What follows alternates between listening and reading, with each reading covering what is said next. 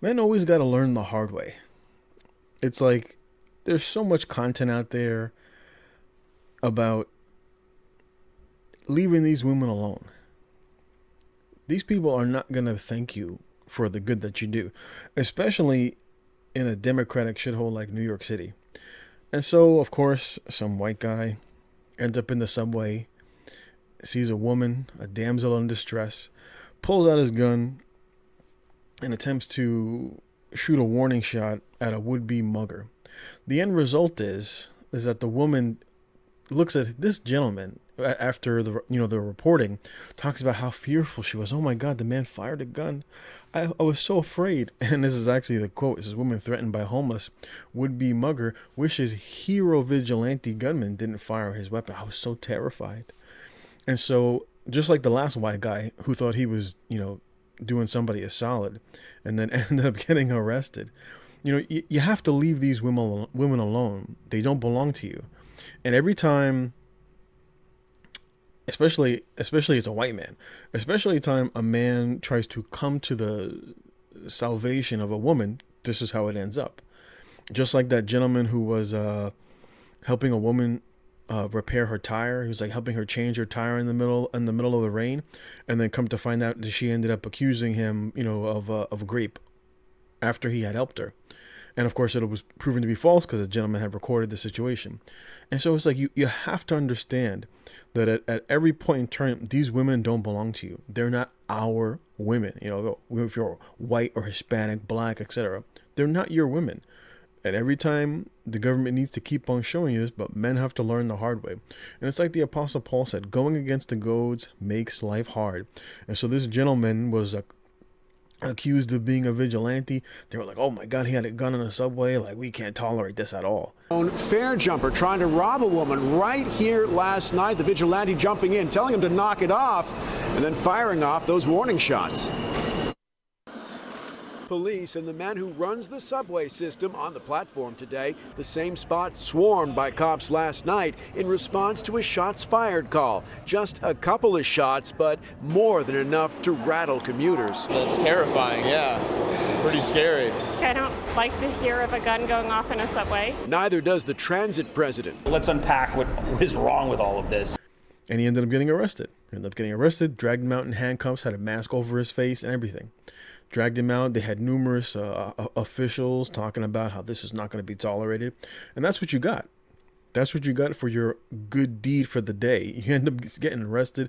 And of course, they said he didn't have a permit or whatnot. What are you going to do? Men keep learning the hard way. Men keep taking L's because the real issue is the state. And so if your women are choosing the state, because this woman, I guarantee you, vote Democrat. She 100% supports the state. Hence her statement. I was so terrified. I thought he was going to shoot me. He was a white supremacist. We're not going to tolerate that. White man trying to show himself to be a strong man. I'm here to save you. The state's just not going to tolerate that. And so you have to understand, you got to leave these women be. If it ends up that she gets mugged, she gets killed, ain't my problem. If it's not your woman, if it's not your wife, if it's not someone who's related to you, shoot. If it's a girlfriend, you asked out. You strong and independent. You don't need me. And it is what it is. But men have to learn the hard way. This gentleman, they're going to be telling stories about this gentleman for quite some time. And I'm sure the red pill community is going to be like, they're going to have a field day with this one. But it was just like Andrew Tate. Andrew Tate had made mention of that other military person who had gotten himself arrested after he choked somebody out and the guy accidentally died. And he said, they were like, well, what would you do, Tate? And he was, I wouldn't even be there. My woman wouldn't even be there. I would not put anyone I cared about to be able to get themselves into a public subway, because this is what you ends up with.